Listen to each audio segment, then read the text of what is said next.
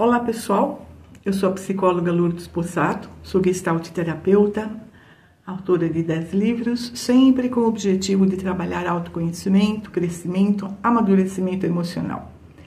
Eu gostaria de falar hoje um pouquinho sobre o tema de um livro chamado O Desafio de Ser Você Mesmo. Eu estou reeditando esse livro agora, nas próximas semanas vocês terão esse livro com uma nova capa, enfim, todo bonitinho. Eu queria comentar um pouco sobre o tema, como é importante que nós trabalhemos o nosso autoconhecimento para assumirmos a nossa natureza única. Logo, vamos considerar que comparação é uma coisa muito lesiva. Eu costumo dizer que comparar você com outra pessoa é a mesma coisa que comparar gato com panela, nada a ver, né? Ah, mas e são gêmeos e trigêmeos? Gente, cada personalidade é única. Eu fiz muitos estudos interessantes aí ao longo do tempo na faculdade e nós percebemos assim que mesmo gêmeos e trigêmeos, nascidos na mesma hora, mesmo pai, mesma mãe, tudo, condições econômicas, sociais, tudo igual. Cada um tinha uma personalidade. Cada um absorvia as mesmas educações, os critérios, as crenças, os valores que foram passados pela família de um jeito. Olha que interessante. Então, se um absorvia com muita austeridade, o outro, de repente, era um pouco mais equilibrado e conseguia mediar, criar um equilíbrio. Agora, é um fato que todos nós trazemos crenças aí do núcleo familiar. Eu quero falar sobre isso um pouco neste vídeo. No livro O Desafio de Ser Você Mesmo, eu começo com uma dedicatória, onde eu digo o seguinte: dedico este livro aos corajosos e perseverantes no caminho do autoconhecimento e que se empenham na melhoria de si mesmos, com a percepção de que a melhoria de um beneficia a melhoria de todos. Gente, isso é um fato. Quando você melhora quando você tem um equilíbrio emocional melhor, você vai facilitar a sua vida, você vai conseguir ter um diálogo mais legal, você vai conseguir ter uma expressão mais verdadeira de você, você vai trabalhar suas emoções com mais clareza, com mais centralidade. Esse é um tema das emoções, até no outro livro, Inteligência Emocional e Autoestima, que também eu estou relançando. Nas próximas semanas vocês vão ter notícias dele. Então veja, é importante esse equilíbrio, esse autoconhecimento, justamente para trabalhar as nossas emoções e aí sim ter respostas melhores, ter ações melhores, não sermos reativos, impulsivos. Aliás, esse tema também está aí num vídeo que eu coloquei aqui no canal algumas semanas atrás, né? Reatividade e impulsividade. Então é muito importante que a gente entenda como é que a gente desenvolveu a nossa personalidade. Então vamos lá. Uma coisa que a gente não pode negar, não mesmo, é que nós temos uma natureza única. Gente, vamos pensar numa coisa: natureza única. Deus é criativo, Deus não se repete, a natureza não se repete. Se você tem experiências com animais ou se você tem um monte de filho, você sabe, cada um tem uma personalidade. Eu e minha filha temos uma experiência grandiosa com animais, principalmente com gatos, e a gente percebe que cada um tem uma personalidade. A mesma ninhada, nasceu 6, cada um é de um jeito, cada um se comporta de um jeito. Gente, é muito lindo isso. Numa natureza supostamente irracional dos animais, eles trazem uma natureza única. Gente, eu tive um monte de cachorro, cada um com o seu jeito diferente de ser. E não tinha a ver com a raça não, viu? Tinha a ver com a individualidade.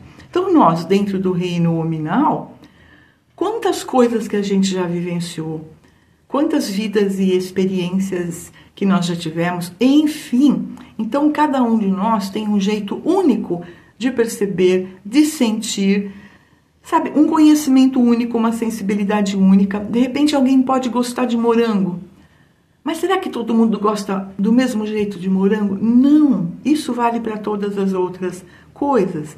De repente alguém detesta algo, eu não gosto de funk, de jeito nenhum. Tem gente que adora funk. Eu não vou discutir gostos não se discute, tá? Mas isso mostra a personalidade, as tendências, o ritmo. A necessidade biológica, um precisa dormir 7 horas e tá para lá de bom. Eu tinha um amigo que dormia 4. Anos e anos e anos dormindo 4 horas por noite, estava ótimo. Ele deu conta, ele terminou a faculdade de medicina e desde o colégio ele dormia 4 horas por noite e deu conta.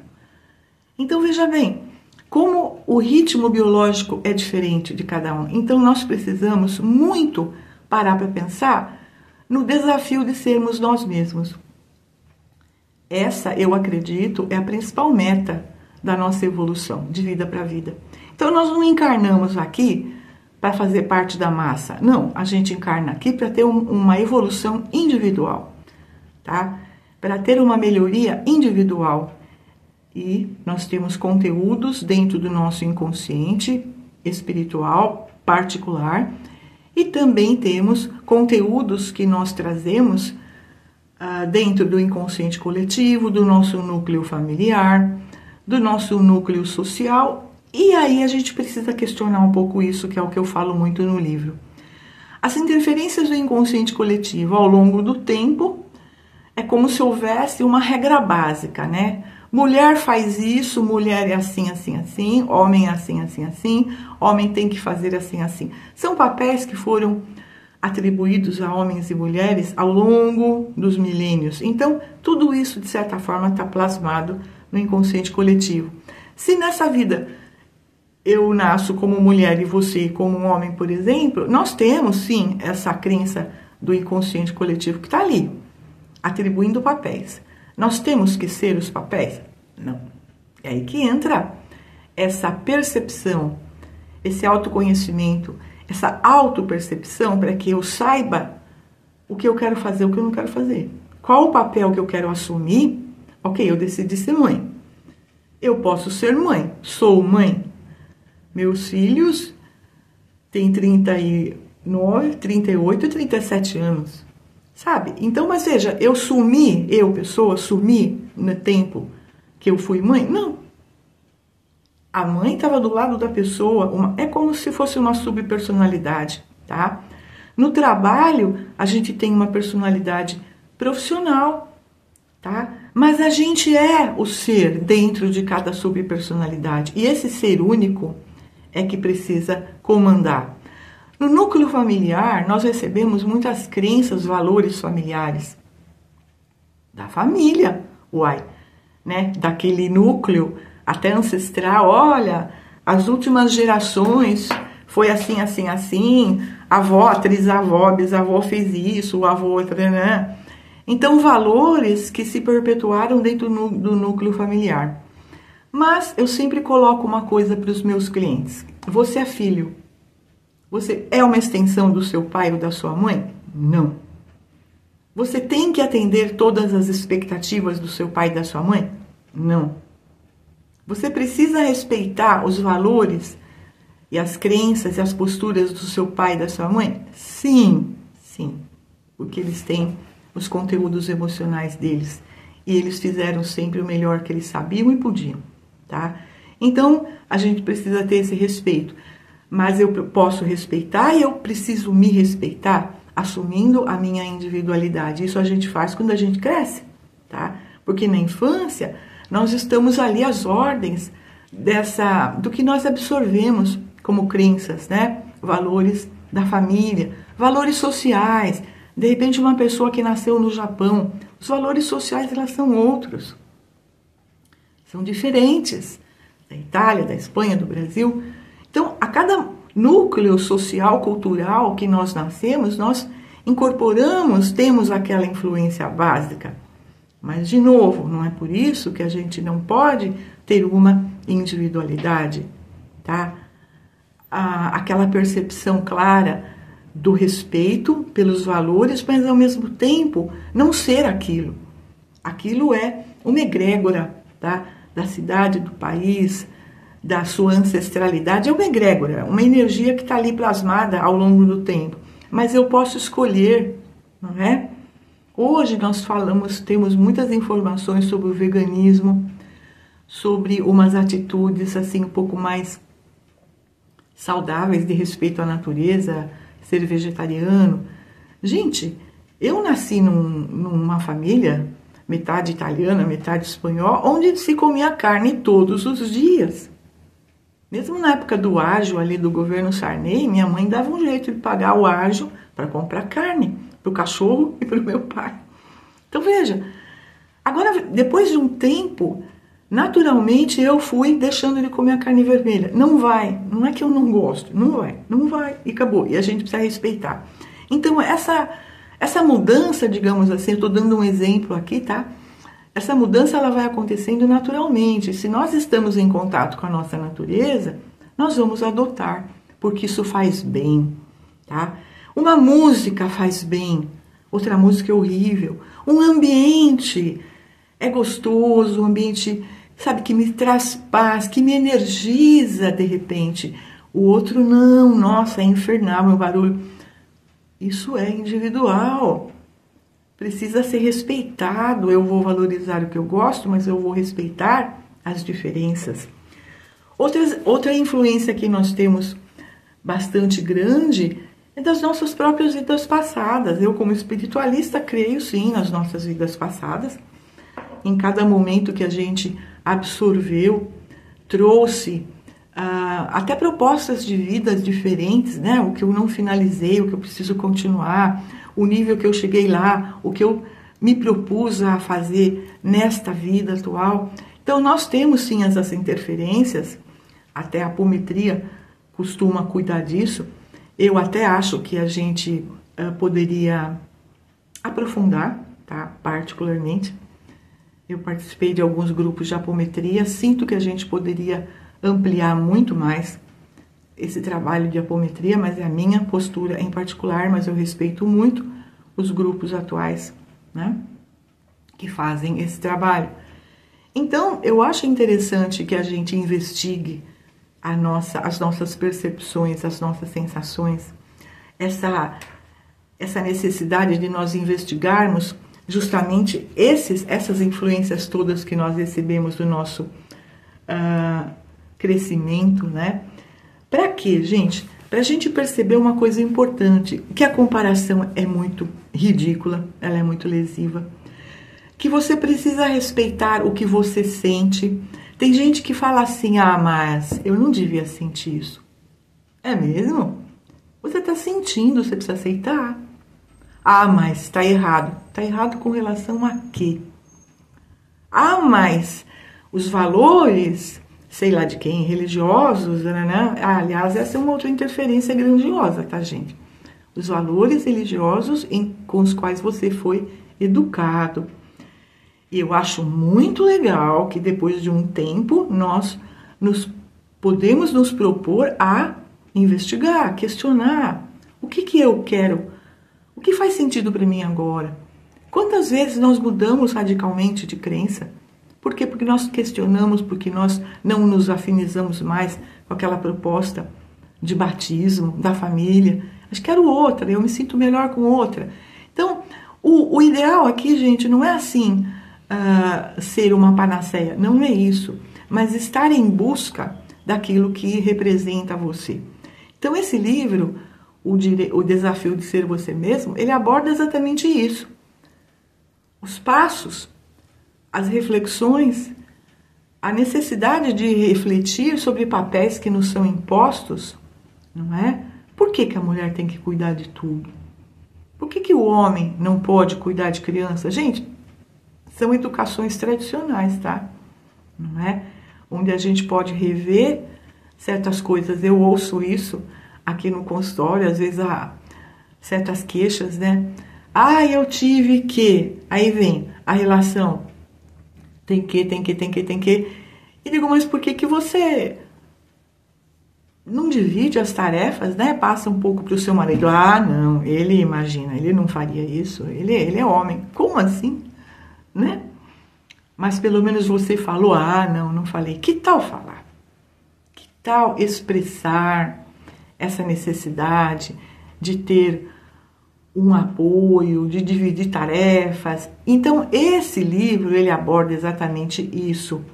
O desafio de você ser quem você é, de uma maneira gostosa. Olha, eu sou assim, eu gosto disso, disso, disso.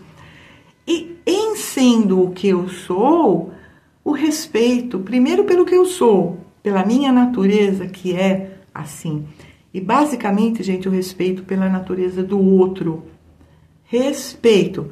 O que eu não acho legal nesse momento da nossa sociedade é uma espécie de imposição. Não é que você tem que respeitar, você tem que amar, facilitar, adotar, achar que o cara é um tadinho e uma vítima. Eu não entro nessa, eu não considero isso. Porque eu sou, volto a dizer, eu creio, sou espiritualista, creio em vidas passadas e sei que cada um nasce no lugar certo, nas condições certas, para ele vivenciar a sua evolução.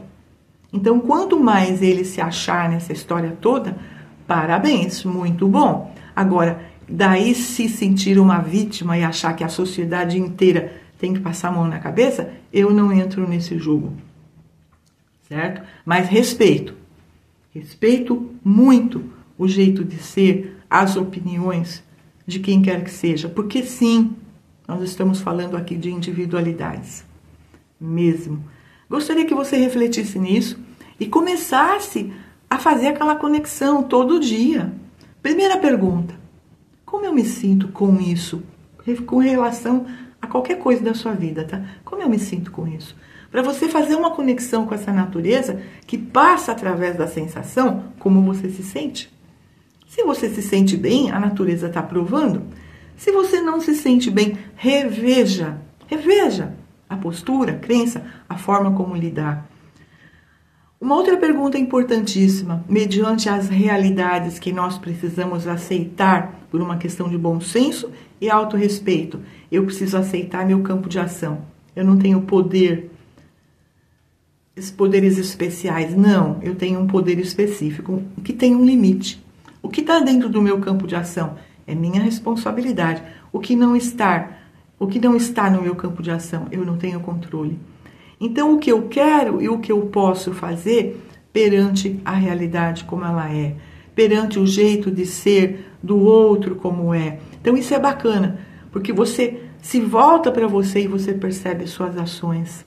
Ações, não reações. Ações, como é que eu quero lidar com o chefe, com o marido, com a namorada, com a família. E nesse crescimento, quando você percebe, né, essa riqueza de potenciais de inteligência, de habilidades da sua natureza individual, você se sente inteiro, né? E a gente não tem que ter alguém para completar isso. O relacionamento bacana é de duas pessoas inteiras, né? E aí é um tema para outro livro que eu também estou relançando aí nas próximas semanas, que é o relacionamento positivo. Relacionamentos positivos, vença a dependência emocional e crie relações saudáveis. Mas eu volto a falar sobre isso num outro vídeo. Então, peço que você curta, compartilhe. Esse é um tema interessante que pode ajudar muita gente. Agradeço imensamente pela sua atenção. Se inscreva no canal e até o próximo vídeo.